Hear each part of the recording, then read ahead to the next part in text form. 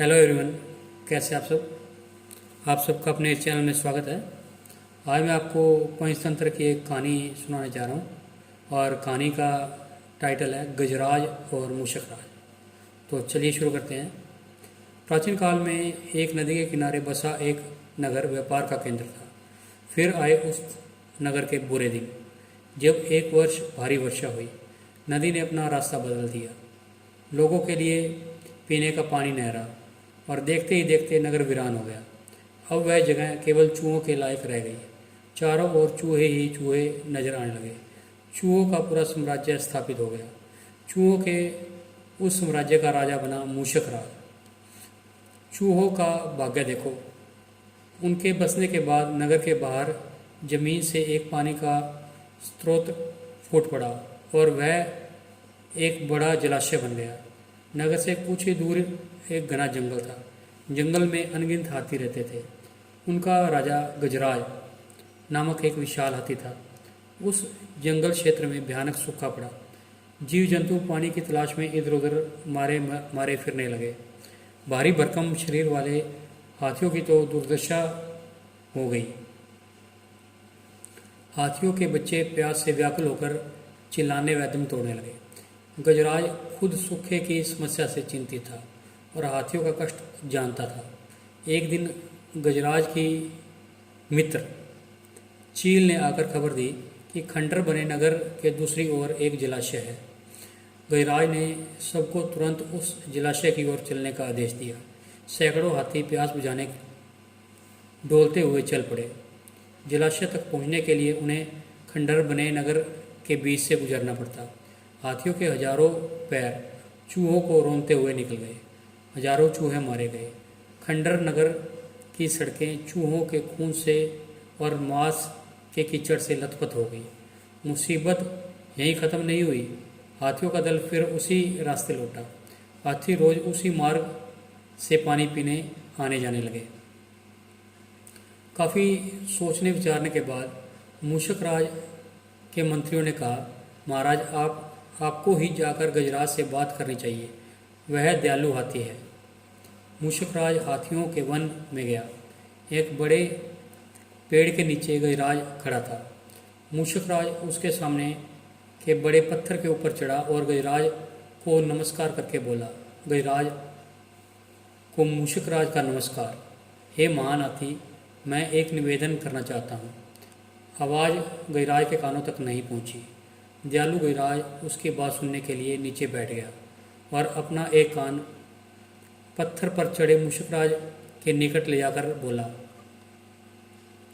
नन्हे मियाँ, आप कुछ कह रहे थे, कृपया फिर से कहिए। मूषक राज बोला, हे गजराज, मुझे चूहा कहते हैं। हम बड़ी संख्या में खंडर बनी नगरी में रहते हैं। मैं उनका मूषक राज हूँ। आपके हाथी रोज जलाशय तक जाने के लिए नगरी के बीच से गुजरते हैं। हर बार उनके पैरों तले कुचले जाकर हमारे हजारों चूहे मरते हैं। यह मूषक संहार बंद न हुआ तो हम जल्द ही नष्ट हो जाएंगे। गजराज ने दुख भरे स्वर में कहा, मूषक राज, आपकी बात सुन मुझे बहुत शौक हुआ। हमें ज्ञान नहीं था कि हम इतना अनर्थ कर रहे हैं। हम नया रास्ता ढूंढ लेंगे।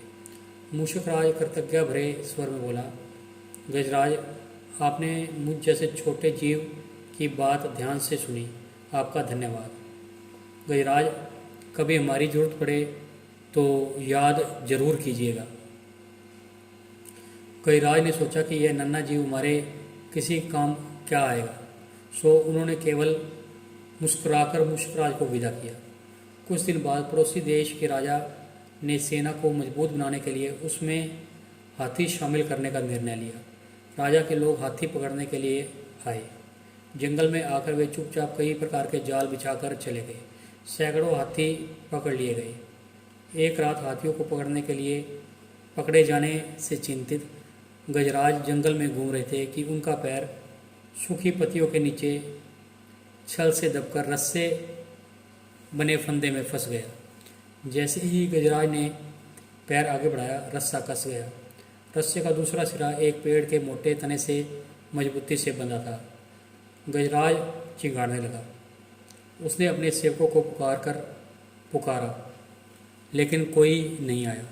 कौन फंदे में फंसे हाथी के निकट आएगा। एक युवा जंगली भैंसा गजराज का बहुत ही आदर करता था।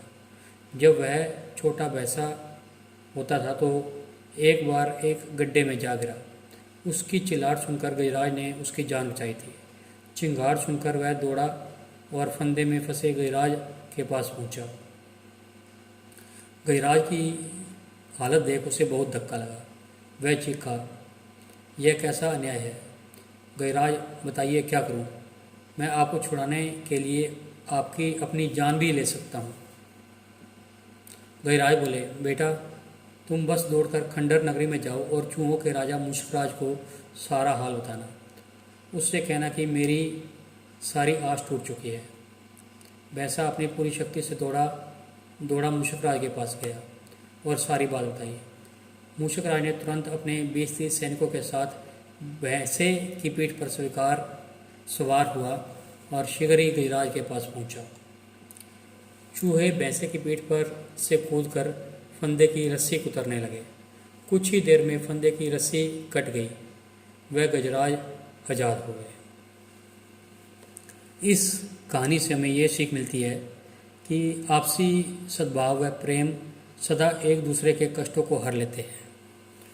तो आपको ये कहानी कैसी लगी? अगर पसंद आई तो वीडियो को लाइक कीजिएगा, शेयर कीजिएगा और चैनल को सब्सक्राइब कीजिएगा और बेल वाला बटन ज़रूर दबाइएगा ताकि हम ऐसी कोई और कहानी डालें तो उसकी नोटिफिकेशन आपको मिल जाए। Thank you.